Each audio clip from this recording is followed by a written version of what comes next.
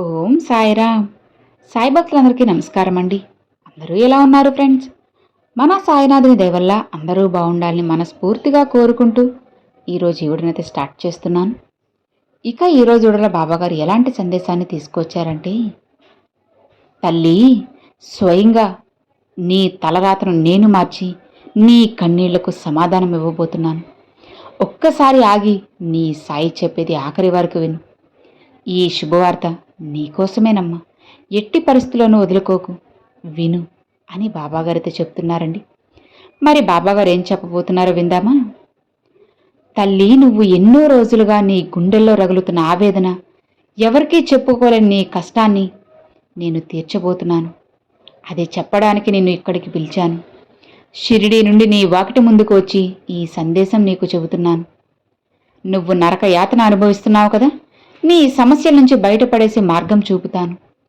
నీ సాయి ఏం చెప్పినా అది నీకోసమే కదమ్మా. ఏమరపాటుగా ఉండకు, మధ్యలో వదిలిపెట్టకు. ఈ సందేశం ఆఖరి వరకు చూస్తేనే నీ జీవితంలో జరగబోయే మహా అద్భుతం ఏంటి అనేది అర్థమవుతుంది. ఇది నీ సాయి నీతో నేరుగా మాట్లాడుతున్న మాట. నీకు నేను ఇస్తున్న అభయం. నీ హృదయం నిండుగా పేరుకుపోయిన ఆ దుఃఖాన్ని నేను మౌనంగా ఉన్నానని అనుకోవద్దు. ఆ దుఃఖాన్ని తొలగిస్తాను. రాత్రి నువ్వు నిద్రపోవాల్సిన సమయంలో నీ దిండుతోటే తడిచిపోయే కన్నీటితో నరకం అనుభవిస్తున్నావు కదా, నిద్రలేని రాత్రుల్ని గడుపుతున్నావు కదా, అవన్నీ తొలగించేస్తాను. నువ్వు పడుతున్న ఈ మానసిక వేదన అంతా కూడా శాశ్వతంగా తొలగిస్తాను. మనుషులు నిన్ను తక్కువ చేసి చూడొచ్చు, నీ శక్తిని తక్కువ అంచనా ఇవ్వకూడదు. ఎందుకంటే నీ సాయి శక్తి అంతా కూడా నీకు దారపోస్తున్నాను. నీ కష్టాలు నిన్ను ఇబ్బంది పెడుతున్నాయి కదా, నీ పట్టుదల, నీలోని దైవత్వం బయటికి తీయడానికి ఈరోజు నేను వచ్చాను. నా మాటని నమ్ము. ఏం చెప్పినా అది నీ మంచికే అని నమ్ము. ఈ సందేశం ముగిసేలోగా నీ మనసులోని భారం తగ్గి కొత్త ఉత్తేజం నీలో కలుగుతుంది. అది నా వాగ్దానం తల్లి. గుర్తుపెట్టుకోవాల్సిన విషయం, సరేనా? ఇలా చూడమ్మా, నా వాగ్దానం నీకోసమే నేను రాసింది. అందుకే ఇంతలా గట్టిగా పదే పదే నమ్మకంతో చెబుతున్నాను. షిరిడీ నుండి సాక్షాత్తు నీ సాయినాథుడు ఒక మాట చెప్పాడంటే ఇక నీకు అది మంచి కోసమే అని అర్థమవుతుంది కదా. అందుకే నువ్వు ఇక ఆఖరి వరకు విను. నీ కన్నీటిని తుడుచుకో. ఇక కన్నీరు పెట్టాల్సిన సమయం అంతా ముగిసిపోయింది. నీ కన్నీటిని తొలగించే సమయం వచ్చేసింది. నీ సాయికి ఆ శక్తి ఉందని నమ్ముతున్నావు కదా, అందుకే ఇంతలా చెబుతున్నాను. కాలచక్రం తన గమనాన్ని ఎలా తీసుకెళ్తుందో నీ జీవితంలో కొన్ని ఒడిదుడుకులు రావడం సహజం. సృష్టిలో ఏదీ శాశ్వతం కాదమ్మా. నీ కష్టం కూడా శాశ్వతం కాదు. నువ్వు ఎదుర్కొంటున్న ఆర్థిక ఇబ్బందులు, అలానే నిన్ను వేధిస్తున్న అప్పుల బాధలు చూసి నువ్వు దిగులు చెందొద్దు. ఇలా చూడు, ఆకాశంలో విహరించే పక్షులకు ఆహారం ఇస్తున్న నేను, నాపై భారం వేసిన నిన్ను ఆకలితో అలమటిస్తానా చెప్పు? నీ కష్టార్జితానికి తగ్గ ఫలితం దక్కే రోజు నేను తీసుకొస్తాను. అతి దగ్గరలోనే ఉంది. నువ్వు ధర్మ మార్గంలో నడిచినంత కాలం నీకు నేను ఎలాంటి లోటు లేకుండా చూసుకుంటాను. ఆ బాధ్యత నాది. ఇక నువ్వు చేయాల్సిందల్లా నీ పనిని నీ పద్ధతిలో చేయడం, అలానే నాపై అచంచలమైన విశ్వాసం ఉంచడం, శ్రద్ధ సబూరితో ఉండటం. నా బాబా నా ప్రార్థనలు వినడం లేదు, నా మొర ఆలకించడం లేదు అని నువ్వు దిగులు పడకు, నిరుత్సాహపడకు. నన్ను నిత్యం ప్రశ్నిస్తున్న మాట అదే కదా. ఒక శిల్పి ఒక రాయిని ఉలితో కొట్టి కొట్టి ఆ రాయికి ఉలిదెబ్బలు పడక తప్పదు. అప్పుడే శిల్పంగా మారుతుంది. నీవు కూడా గొప్ప వ్యక్తిగా ఎదగాలంటే ఈ కష్టాలు ఉలిదెబ్బలకు తట్టుకోవాలి. నేను నీకు ఏది ఎప్పుడు ఎలా ఇవ్వాలో ఆ కాలం నాకు తెలుసమ్మా. నాకు తెలిసినంతగా నీకు తెలియదు కదా. ఆ పరిపక్వత రాకముందే అన్నీ ఎలా వస్తాయి? ఒక చెట్టుకు మాగిన పండు పక్వానికి వచ్చిన తర్వాతే కదా మాగుతుంది. అప్పుడే దాన్ని నువ్వు తినగలవు. అలా కాకుండా పచ్చిగా పక్వానికి రాకుండా తింటే అది చేదుగానో పుల్లగానో వగరుగానో ఉంటుంది. అదే పండు పండాక తింటే తీయటి ఆనందాన్ని, సంతోషాన్ని, మంచి రుచిని ఇస్తుంది. అలానే నీ జీవితంలో కూడా నువ్వు పక్వం చెందాకే నీ జీవితంలో ఆనందం ఉంటుంది. నీ జీవితంలో కూడా ఆ మధురమైన సమయం రాబోతుందని చెబుతున్నాను. అప్పటి వరకు సహనంతో ఉండు. నీ నిష్టలతో ఓర్చుకో. ఓర్పు కలిగిన నువ్వు చాలా అదృష్టం కలుగుతుందమ్మా. అవసరానికి వాడుకొని నిన్ను వదిలేయచ్చు కొంతమంది. కానీ నీ సాయికి ఎప్పుడూ కూడా నిస్వార్థమైన ప్రేమ. నీవు నన్ను నమ్మినా నమ్మకపోయినా నేను నిన్ను ప్రేమిస్తూనే ఉంటాను. ఎందుకంటే నువ్వు నా బిడ్డవు. నీవు చేసిన తప్పులను నేను ఎప్పటికీ కూడా ఎత్తి చూపను, క్షమిస్తాను. నీవు పశ్చాత్తాపంతో నా వైపు ఒక్క అడుగు వేస్తే చాలు, నీకోసం నేను 1000 అడుగులు ముందుకు వేయిస్తాను. నువ్వు ఒంటరివి అని అనుకోవద్దు తల్లి. నువ్వు నడుస్తున్నప్పుడు, నీ నీడల, నువ్వు నిద్రిస్తున్నప్పుడు, నీ కంటి రెప్పల నీ వెంటే ఉన్నాను. భయం నీ మనసులోకి ప్రవేశించినప్పుడు ఒక్కసారి నా పేరు స్మరించు చాలు, ఆ భయం మంచులా కరిగిపోతుంది. ఇక నీ శరీరానికి సోకిన అనారోగ్యం నిన్ను బాధిస్తుందా? ప్రాణభయం నిన్ను వెంటాడుతుందా? ఈ దేహం నాది, ఈ ప్రాణం నాది. కానీ నీవు పడే శారీరక వేదనను నేను చూస్తున్నానమ్మా. రోగాన్ని నయం చేసే వైద్యాన్ని నేనే, అలానే ఆయుషునిచ్చే దాతను కూడా నేనే. నీకు తెలుసు కదా. విభూతిని నమ్మకంతో ధరించి చూడు. నీ రోగాల్ని పటాపంచలు చేయకపోతే అప్పుడు అడుగు. నీ నరాల్లో నేను చైతన్యాన్ని నింపుతాను. నువ్వు మళ్ళీ ఉత్సాహంతో అడుగులు వేస్తావు. మృత్యువు నీ దరి చేరదు. నా అభయహస్తం నిన్ను కాపాడుతుంది. ఇక నువ్వు చేయాల్సిందల్లా నీ మనసును ప్రశాంతంగా ఉంచుకో చాలు. నీ ఆరోగ్యంపై దృష్టి పెట్టు. మిగిలిన పనులన్నీ కూడా నేను చూసుకుంటాను. నీ కుటుంబంలో కలతలు, మనస్పర్ధలు నిన్ను కృంగదీస్తున్నాయా? భయపడకు. నీ వారు నీ మాట వినడం లేదని, నిన్ను గౌరవించడం లేదని బాధపడుతున్నావు కదమ్మా. హృదయాలను మార్చే శక్తి నాకు ఉంది. కఠినమైన మనుషుల్ని కూడా మంచులా కరిగించగలను నేను. ప్రశాంతంగా ఉండు. ఎవరితోనూ కూడా వాదించాల్సిన అవసరం లేదు. అలానే నీ ఓర్పును చూసి వారే నీ దగ్గరకు వచ్చి క్షమాపణలు కోరుతారు. ప్రేమ దేవుని యొక్క ఆశీర్వాదం. నువ్వు అందరికీ ప్రేమతో చూడడం నేర్చుకో. నీ ఇల్లు మళ్ళీ శాంతికి నిలయమవుతుంది. నేను నీ ఇంట్లో కొలువైండి నీ మధ్య ఉన్న కలహాలను తొలగిస్తాను. భయపడకు తల్లి. నిన్ను వెంటాడుతున్న గత పాత జ్ఞాపకాలను నీ కళ్ళల్లో నీళ్లు తెప్పిస్తున్నాయి కదా. గడిచిపోయిన కాలాన్ని మర్చిపోలేకపోతున్నావు కదా. కానీ రాబోయే కాలాన్ని నువ్వు తలుచుకో. నా సాయంతో అందంగా తీర్చిదిద్దుతాను. నీవు చేసిన పాపాలు కొండంత ఉన్నా సరే నా నామస్మరణతో అన్నీ పటాపంచలు చేస్తాను. నిశ్చింతగా ఉండు. నీవు పడే ఈ వేదనతో నీ పాత కర్మల రుణం తీరిపోయింది. ఇకపై నీ జీవితం స్వచ్ఛమైన గంగాజలంలా పవిత్రంగా ఉంటుంది అని గుర్తుపెట్టుకో. భవిష్యత్తు గురించి భయపడకు. అది నా చేతుల్లో భద్రంగా ఉంది. నీకు భయమెందుకు చెప్పు. నీవు ఈ క్షణాన్ని సంతోషంగా గడపడానికి ప్రయత్నించు.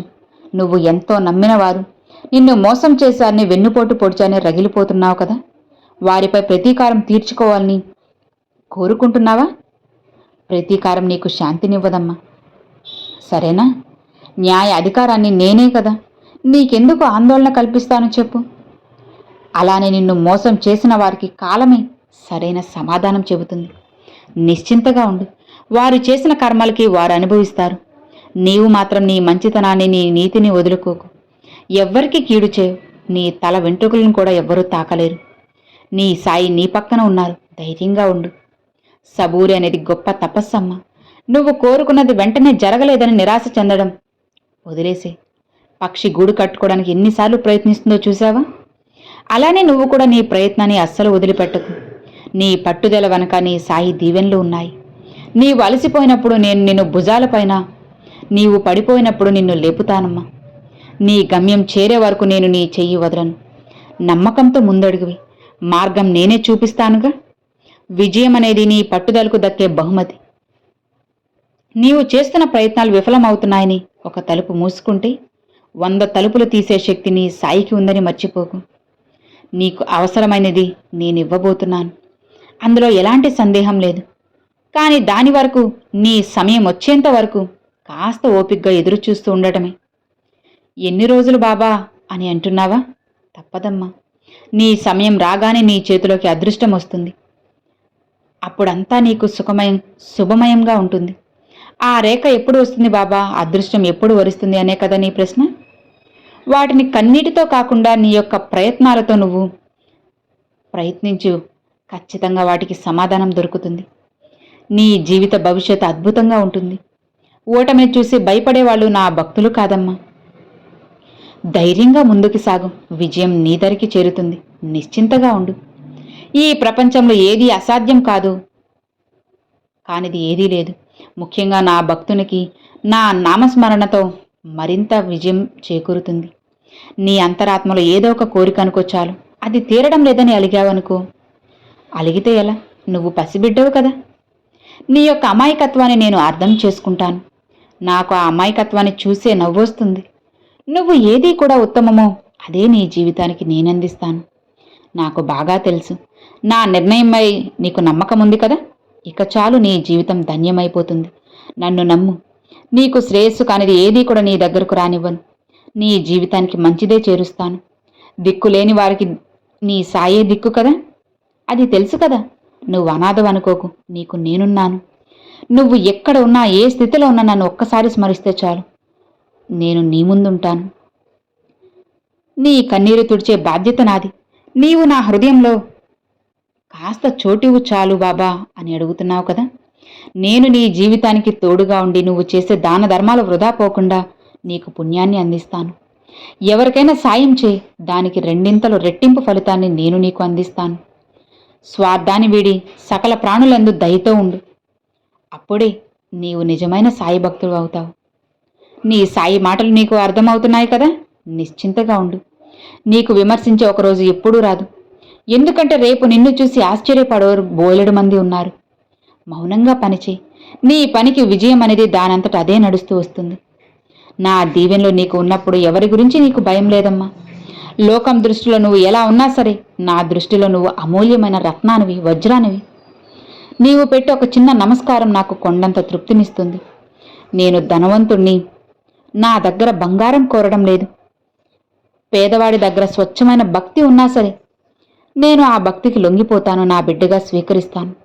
నాకు ఖర్చు చేసి ఆడంబరమైన పూజలు అవసరం లేదమ్మా. శ్రద్ధ సబూరితో నన్ను తలిస్తే చాలు. ఎక్కడ ఉన్నా సరే, ఏ సమయంలో ఎంత దూరంలో ఉన్నా శ్రీరామరక్షగా నేను కాపాడుతాను. నువ్వు భయపడాల్సిన అవసరం లేదు. నీకు రక్షక కవచంలా నేనున్నాను. నీకు వ్యతిరేకంగా కొన్ని విషయాలు జరగచ్చు, కానీ విజయం మాత్రం నీ పక్షానే ఉంటుంది. భయంతో వెనకడుగు వేయద్దు. వీరుడిలా పోరాడు. నా ఆశీస్సులు నీకు కవచంలా ఉంటాయి.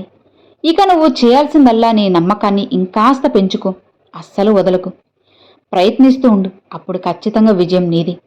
త్వరలోనే శుభవార్త నీ చెవిన పడుతుంది. నీ కళ్ళల్లో ఆనంద బాష్పాలు చూసి నేను ధన్యుణ్ణవుతాను. నీవు పడ్డ కష్టానికి తగ్గ ప్రతిఫలం నీకు దక్కుతుంది. నా మాటపై నమ్మకముంచు. నేను అబద్ధం చెప్పనని నీకు తెలుసు కదా. నా ద్వారకామాయి సాక్షిగా నీ కోరిక తీరుతుంది. అప్పుడు నా లీలలు స్మరిస్తూ కృతజ్ఞతలు చెప్పుకుంటావులే. నీ సంతానం గురించి, వాళ్ళ భవిష్యత్తు గురించి చింతించకు. వారు నా బిడ్డలే. నేను స్వీకరించాను కదా. ఇక వాళ్ళు ఉన్నత మార్గాల్లో నడిపించే బాధ్యత నాది. వారి జీవితాల్లో వెలుగును నింపే బాధ్యత కూడా నీ సాయిదే. భయపడాల్సిన అవసరం లేదమ్మా. నేను నీ తండ్రిగా ఉన్నాను. నిన్ను నడిపించేది, నీ బిడ్డలను నడిపించేది నీ సాయే అని తెలుసుకో. వాళ్ళ ఎదుగుదలను చూసి నువ్వు మురిసిపోయేలా చేస్తాను. అంతా శుభమే జరుగుతుంది. నా మాటలు ఇప్పుడు నీకు కఠినంగా ఉన్నా సరే, నీ జీవితంలో అజ్ఞానాన్ని తొలగించి జ్ఞాన దీప జ్యోతుల్ని నేను వెలిగిస్తాను. నా మాటల్ని నువ్వు ఆచరిస్తే చాలు తల్లి. ఈ లోకంలోనే కాదు, పరలోకంలో కూడా నీకు శాంతి లభిస్తుంది. కేవలం నా మాటపై నమ్మకం ఉంచు చాలు. ఖచ్చితంగా నీ జీవితం మారిపోతుందమ్మా. శ్రద్ధ సబూరిలాగా ఈ రెండింటినీ నీ రెండు కళ్ళుగా చూసుకొని లోకాన్ని చూడు. జీవితం ఎంత అద్భుతంగా ఉంటుందో, ప్రపంచం కూడా ఎంత అద్భుతంగా ఉంటుందో నీకు స్పష్టంగా అర్థమవుతుంది. నీ బాబా ఏం చెప్తున్నారో, ఏం చెప్పాలనుకుంటున్నారో అన్నీ అర్థమయ్యాయి కదా. ఇప్పుడు నీ మనసు కాస్త ప్రశాంతంగా, ఏదో తెలియని హాయిగా ఉంది కదా. అదే ప్రశాంతత నీకు శాశ్వతంగా జీవితాంతం ఉండేలా చేస్తాను. ఇక నిశ్చింతగా ఉండు అని ఈరోజు బాబాగారు ఈ సందేశాన్ని పంపారండి. సో విన్నారు కదండి, ఈరోజు బాబాగారు పంపించిన ఈ మంచి సందేశం మీ అందరికి నచ్చింది, అర్థమైంది అని అనుకుంటున్నాను. నచ్చితే ఒక చిన్న లైక్ చేయండి. మరికొంతమంది సాయి భక్తులకు షేర్ చేయండి. ఫస్ట్గా మన ఛానల్ చూసేవాళ్ళు సబ్స్క్రైబ్ చేసి సపోర్ట్ చేయండి ఫ్రెండ్స్. మరొక మంచి వీడియోతో బాబాగారి సందేశంతో మీ ముందుకైతే వస్తానండి. అంతవరకు సెలవు friends. Thanks for watching. Om Sairam.